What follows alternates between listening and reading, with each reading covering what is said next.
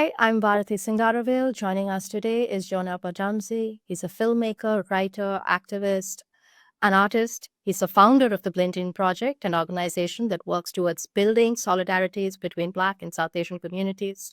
We will be talking about anti-Black racism among South Asians, the model minority myth, caste, class, music, and more. Hi, Jonah. Hello, Bharti. So good to see you after all of these various conversations over the last few years. So it's good to finally be on the same screen as you virtually. So let's start. Your film, Not a Rumor, opens with a viral video of an Indian American man threatening to call cops on a black man who lives in the same suburban neighborhood. It seems to reflect an assumed hierarchy of class and race, not only assumptions of who gets to live where, but also a mirroring of white American middle and class racism. Would that be a correct reading? And can you speak about that? It's a good initial assessment. You know, we are living in a world where minoritized people, are increasingly policed, surveilled, and oppressed. And as a person who looks at the intersections between our communities, that viral clip that came across on social was just reminiscent and one of many clips that we see in our day-to-day lives that highlight something that has really been inherent throughout, hundreds of years of our communities interacting. So I remember when that happened, and I remember when it started circulating online. And for me, it was just something very, very visceral.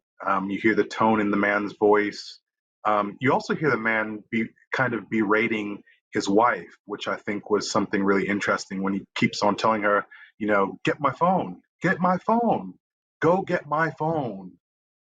So yeah, I mean, you could hear in the black man's voice as well too, um, just a sense of how are you going to tell me that I don't live in this neighborhood and I don't belong in this space and these spaces. So yes, it was something that was very reminiscent that I believe many of us have faced before. And the interesting thing is not only from the Black African American or African side, but I'm sure that other South Asians or Indian people may have had something like that similar happen to themselves when they may be in spaces that are majority white.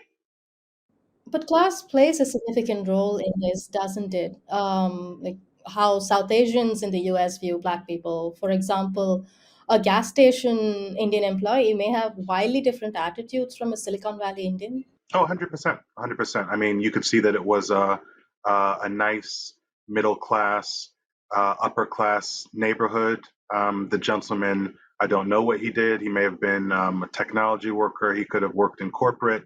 He could have been a lawyer. But for some reason, he did not believe that a African American had the right to be in that same space, living with him. He may have never seen him, which is fair enough, but even in the manner that he's speaking to the gentleman, and the way that he's asking for him to present ID, is just something that is, is disappointing to see. I'd be curious to know if that gentleman would do the same thing if he saw a white man or a woman walking in the neighborhood, if he would approach them and ask them to display their ID as well too, which I highly doubt. Right. So, I mean, not just that Bible clip. I wouldn't, want to make the whole conversation about that, but just that it seemed to be symptomatic of a larger attitude among South Asians when it comes to Black people, and this sort of attempt to embed with white power by mimicking the same kind of hierarchies that they present.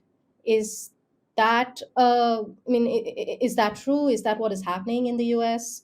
Even Well, yeah, historically, if we look back to the opening up of immigration, following the civil rights movement in the 64, 65, a lot of the people, Indian South Asians who started to come over from in that wave were, upper, um, some people may say upper caste. That might not be the politically right term to use right now, but from a certain caste, and therefore they held certain jobs and roles in society. So a lot of them were technology workers, and as a lot of people know, technology is a career that tends to pay towards the upper end or more than a lot of others.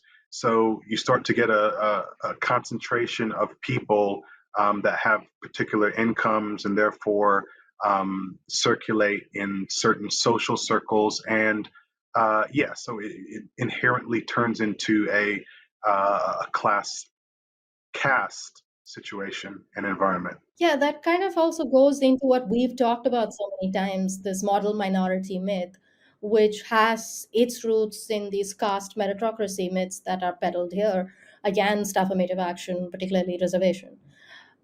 Would you agree? Oh yes, yes. I mean, since I've told you before, before I met my wife Sveta at 21, I likely had never heard of caste before. I had never heard of Diwali before, so I was kind of totally oblivious to this completely other world. But we often hear about the model minority myth, and some of us know it simply by that. Some of us know it by sight. But when you start to look at what it actually was and how it came about, it's really interesting. So the term was coined by a white sociologist, and this was right around the civil rights time as well too. So early to mid 60s, and it was written. There was an article that was published in the New York Times, and that article was about Japanese Americans who had earlier been in internment camps and highly oppressed via um, by the powers that be in the state. And what that article was saying is that Japanese Americans have done well for themselves. Basically, why can't Black people? So at that point in time, it was Japanese, and later on, it turned into a wide variety of different people, South Asians, just being part of that wider cog that could be termed as a model minority. I think one thing that's interesting as well too is just to broaden this out a bit is that even as the immigration of African people started to come over and you started to get Nigerians and other people, you can find Nigerians also being considered as part of this model minority myth as well too. So it's not just brown people, it's not just Southeast Asian people, but there are there's a wide group of people that fall into this model minority myth, and that's basically thinking that by assimilating or taking this proximity to whiteness, you can avoid a lot of the things that maybe happen to other marginalized and minoritized people and escape that. And as we're finding out via the what's going on in the states right now and the ICE raids and things like that, um, all people of color, all people who don't have this, typical white complexion or white look, we're all, being surveilled or at risk of, being brought in. So, coming to India, you've written on how Black students who come to India, they feel unsafe, they're either facing microaggressions or they're denied housing. Sometimes it escalates to violence and murder. Um, there was some data that you had quoted in your article. You'd also spoken of safety mechanisms that they have to come up with for themselves because the state fails them.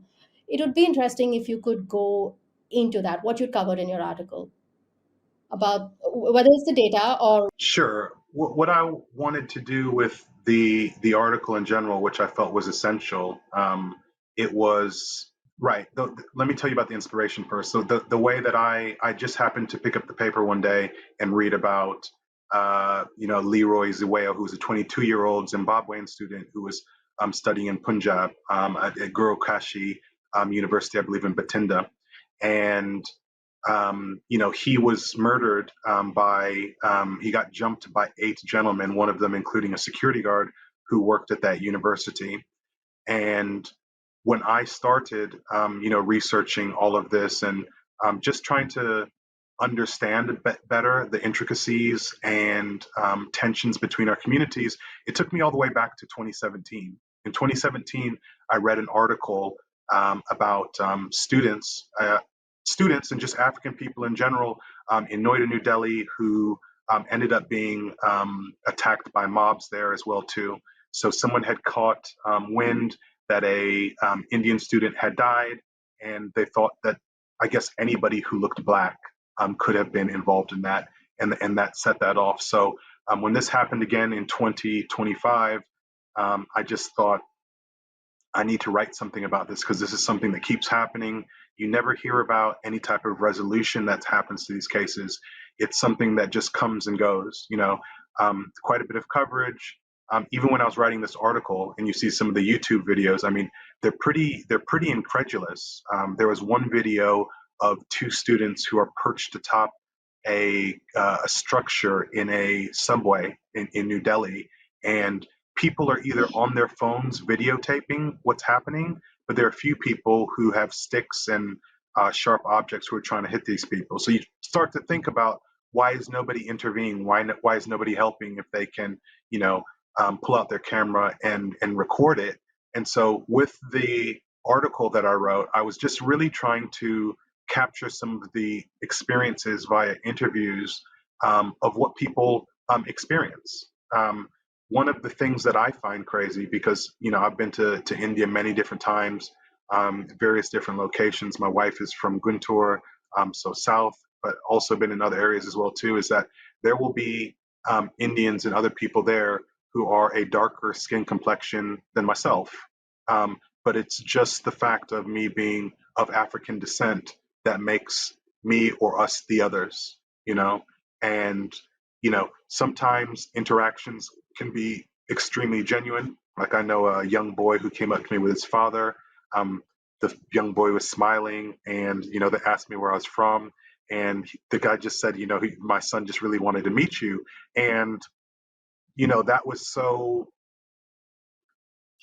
genuine, and made me feel good. But at the next moment, I can be walking down the street and perhaps have a cop or somebody else surveilling me. So it's that kind of uneasiness that is felt, that I wanted to display in the article, but also in the movie as well too. And just one other point is that where I grew up, because I grew up in the States, I grew up in the Midwest, and for a large part of my life, I lived in a predominantly white, conservative, middle class town. And those feelings are similar feelings to what a person can experience in India. So completely different contexts, completely different people. But if you've seen some of the movies or examples, a young black man or woman walks into a store and immediately they're being followed because they think something's going to be wrong. So yeah, similar feeling, just completely different contexts. And these are hierarchies of worth, these imaginary hierarchies of worth, which, how much do you think that this is informed by caste and colonialism? Oh, a lot. It is a lot. I mean, big interesting thing as well too is that a lot of people, when you're having the caste conversation, a lot of people are misinformed and believe that colonialism, colonization created the caste system, which it didn't, because the caste system was around years before, hundreds of years before that. Colonialism hardened and firmed the caste structure by doing things like taking censuses and making sure that the caste structure was embedded more firmly into society, and that um, hierarchical systems were created that therefore benefited even more different type of castes and where you sat within the caste hierarchy. I think it's also interesting to think about racial hierarchies as well too, that colonialism helped bring in, and this is on a global scale. You can see how black people, people of African descent, are often placed towards the lower rung. People did that for a variety of different reasons, try to use Christianity and religion to justify enslavement. And one thing that I'm finding very interesting, is exciting, is making correlations between anti-Blackness and caste. I don't feel like there are a lot of people or academics who make that correlation, but as I'm continuing and developing my artistic practice, it's important for me to show South Asian and Indian people that as a black man, I am inspired to fight casteism, but also to inspire South Asian and Indian people to believe that they can pick up the fight in anti-Blackness as well too. Um, there's a graph that I designed in the article as well too, and it shows the intersections between anti-Blackness and caste, and you can go ahead and try to dismantle one of them, but it will leave the other side there. So that's why, through what I do in my work and my artistic practice, it's about trying to combat and fight both of them and dismantle both of them. So, these attitudes that we've been discussing, do you think that it also makes it easier to appropriate Black culture without any introspection on their own beliefs, their own privileges? Like, for example, we've talked so much about how hip hop is so popular in India, but most people don't know its political roots. Yeah, 100% right. If you feel that somebody is below you, they're not your equal, they don't have worth, the last thing that you're going to do is give them credit, credit them, mention their names, reference them in interviews, reference them. You're going to act as if you are the creator. And it's just yeah, it's an empathy type thing. It's an equality type thing, right? If I feel that they're my equal, I'm going to reference them. I'm going to talk about them when we're having an interview, when I'm speaking to people. And so I think this hierarchical view, thought, makes it easier to just disassociate away from that person. One thing we talked about in that article, or I wrote about in that article, is giving these people their respect, giving them their dignity. They didn't just stumble across what they may have done. A lot of people have put, years developing these dances, these styles, and, give credit where credit's due. Don't just take the culture, just the part that, makes you feel good or, helps you get into a particular role. Embody all of it, credit all of it. If you care about it, care about the styles, then do something when you see the person in the subway, being beaten up, or you see somebody, being unjustly harmed. Would you say that even if somebody is interested in the music, is interested in the culture, and genuinely wants to learn, what is it that they need to do then? I mean, what is the kind of education that they need to aim for? If you do want to, for example, be a hip hop artist, or you want to incorporate Afro beats into your dance, what is the actual solidarity that you need to know and incorporate into your learning? Yeah, that's a great question, Bharti. That's a great question. A lot of people, let me just step back in terms of like social movements and activism and things like that. A lot of people always wonder what their place is or what their role is and what can they do. There's so many different roles that a person can do, and I think that translates over to artistry and artists as well too. um, you know One of the first things that I really believe in is being curious. Just be curious about life, be curious about people, be curious about where they're from, what are the places like where they grew up and stuff. A lot of things that I've learned are via curiosity. I wanted to learn about anti-Blackness. I wanted to learn about caste. I wanted to learn about where my wife's from. I wanted to, be curious about Telugu and about, the, ginger pachadi and different things like this. I want to be curious about that. So when you start to become curious, you start to be empathetic. You start to be, you see the humanity in people, and that could be recommending these artists to your friends. This could be correcting your friends when they start to use language or stereotypes against certain people who look like that. It could be maybe incorporating some of these routines into your own styles, and when you get interviewed, platforming some of these artists as well too. So there are just three things that you can easily do to show respect to the creators. It's like the artist that we were speaking, and it's this is bad on me now because I forget the young woman's name, but she was a hip hop artist, and I remember that she did this song about environmental. It was like environmental concerns and things like that. And Mahiji, Maharashtrian. correct, correct. Now, I had no idea what she was saying. I don't understand, the language that she was rapping in, but I could see the passion, and I could see that that was something that was important to her, and therefore felt it worthwhile to reference her in the article, to try to give her some props and let her know, hey, you may not know who I am, but I'm letting you know that I see you, and I see the work that you're doing. I don't know who's going to read that article, but I'm going to champion and I'm going to uplift you, and the work that you're doing. So even something like that is just a small thing. It's intentional. It's done for a certain reason, and I just wanted to let her know that I see you. So as a filmmaker, I'd like you to comment on this. Colorism. We've talked racism, we've talked casteism, we've talked class, we've talked colonialism. But colorism is also something that constantly crops up. In Hollywood, for example, even when they cast black actors, there's a preference for lighter skinned actors, particularly when it comes to women. And in India, brown facing is normalized. Even anti caste filmmakers will not cast a dark skinned woman. So, this is something that I would really love you to talk about and the politics of it and how we fight this. Good question. So with my practice, I didn't go to film school. I don't have an MFA. Um, I'm aware, though, through my studying via being curious, that there are a lot of templates or things that we're told in some of these systems, like school. For example, start your film like this, end your film like this, make your cuts and transitions like this. Even to your point, cast certain people that look like this. And when I say cast, I mean not cast system, but cast certain actors that look like this.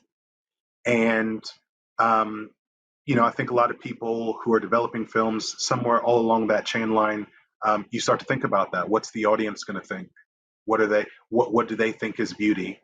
What does the woman need to look like? What does the man need to look like for them to um, embody and to buy into the film that I'm making?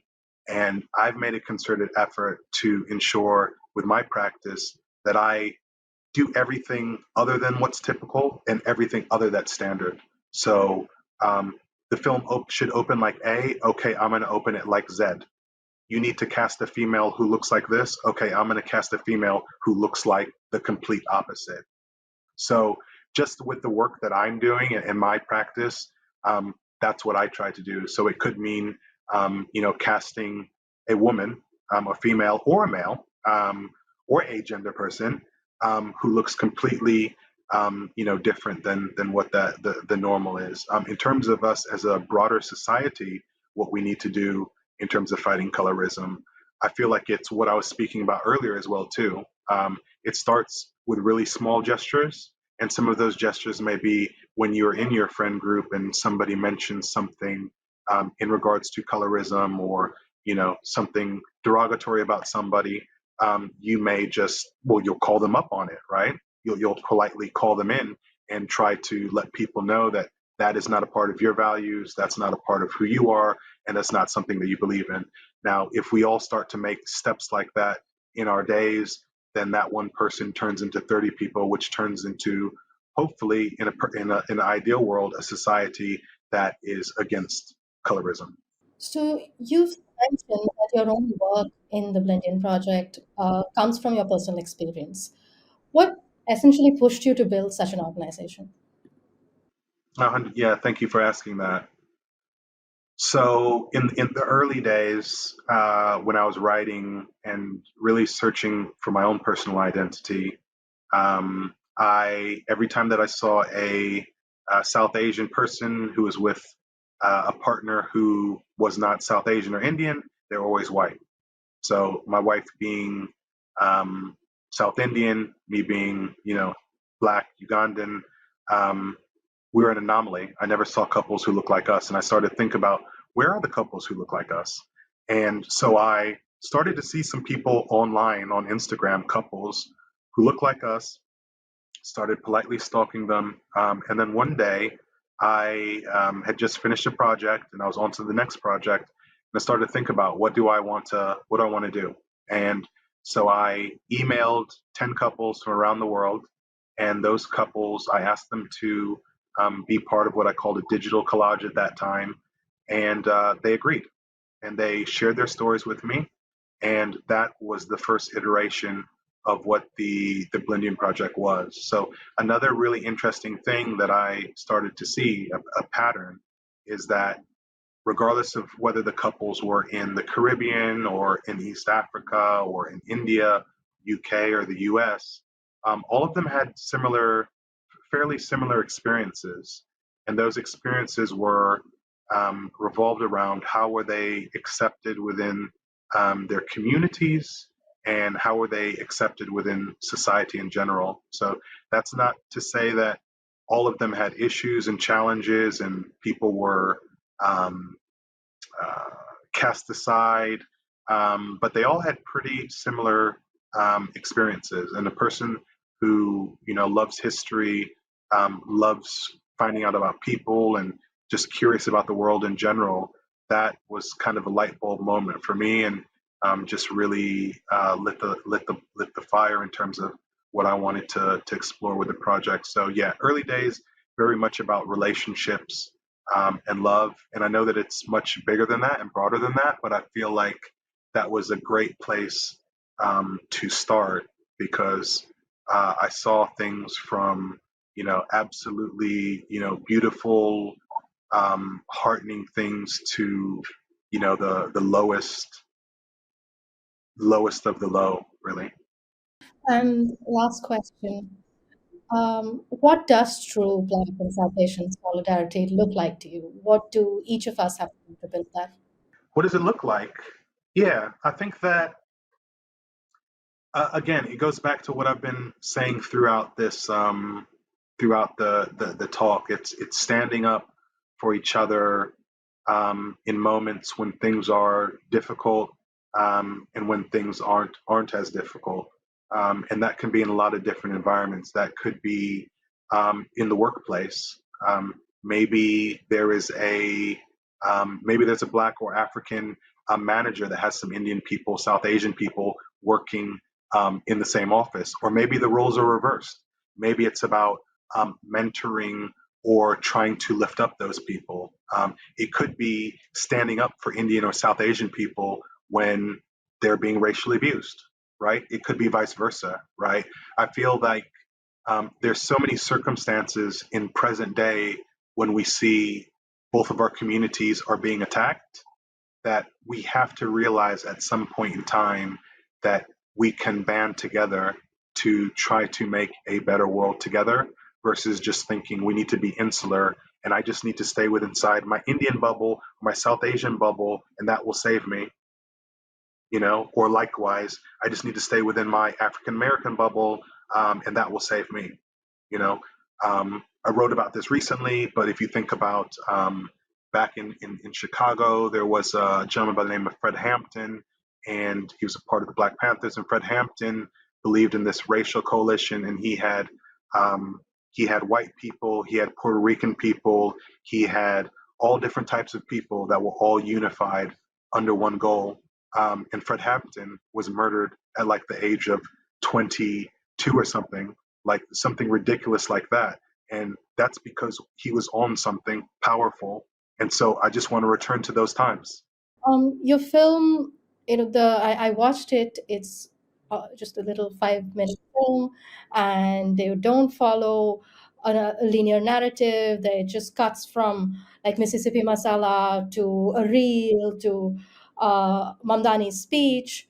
What was the reasoning behind that narrative? And particularly if somebody in India who's not aware of um, the history of race in the US or not aware of all the stuff that we just talked about. What do they need to know when they go in to watch this film? Yeah, I don't. Yeah, so I don't necessarily think that they need to. They don't even need to know. They don't need to know anything. They don't need to know anything.